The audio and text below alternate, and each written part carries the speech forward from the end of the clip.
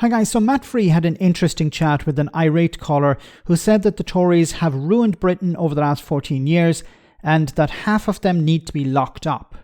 So as the Conservatives struggle to improve their chances with voters, and it looks likely the election will be pushed out until November, now this could still change as we still have a few weeks, ordinary people are becoming more and more disgusted with what little the Tories have achieved over the last 14 years. Here caller Shaun laid into the party, but he does admit voting for Brexit. Have a listen to this. I tell you what it is, you know what I mean? The people make me physically sick in this country, right? The twist. You never hold back, do you, Shaun? The twisting that the people the red wall put the Tories in. Well, you've only got your bloody selves to blame. Right, I'm Labour through and through. What the hell are they voting Tory for? They knew what they were going to get. We've had 14 years of bloody hell, mate. Well, a lot of them voted Tory in the last election in 2019.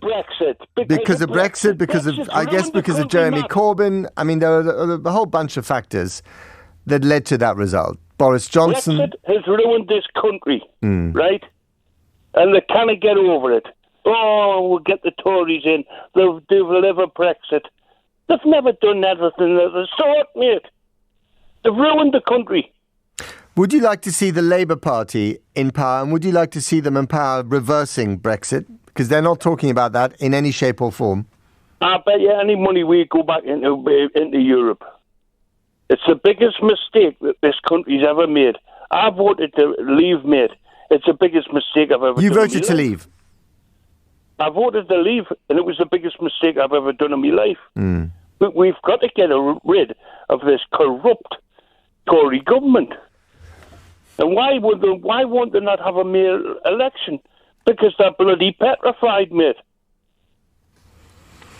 They have to have elections, by the end of January next year, and maybe they're looking at the polls and thinking, let's just enjoy every last day that we have in power, and it's up to us how long we push that out, and maybe they're going to push it out to the very end. Half of them should be in jail. Well, I mean that's going a bit far, Shaun, even for you. Well, yeah, and they're not here to defend themselves against the rapier of Shaun's rhetoric. The rapier of Shaun's rhetoric. Well, when Shaun said, half of them should be in jail, then the opposite is, of course, half of them shouldn't be in jail. So Shaun is right. Now, unfortunately, Shaun undermined his own position by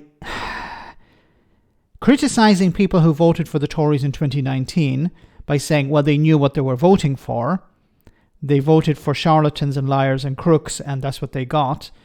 But he voted for Brexit, and unfortunately for Shaun, the people who were leading the charge when it came to Brexit were liars, charlatans and crooks.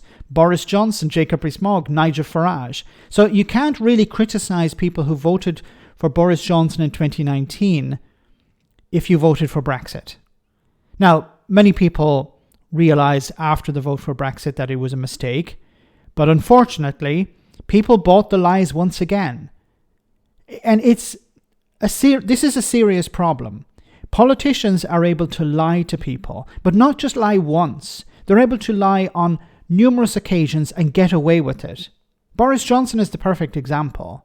But there are many members of Parliament and candidates who know that they can lie and get away with it. Nigel Farage is a good example as well. Somebody who was telling many different sectors, for agriculture, fishing, everything will be wonderful if we leave the European Union. Now when he's challenged, he says, well, it's not my fault, it's Boris Johnson's fault, it's the Tories' fault. They didn't deliver the type of Brexit that I was selling you.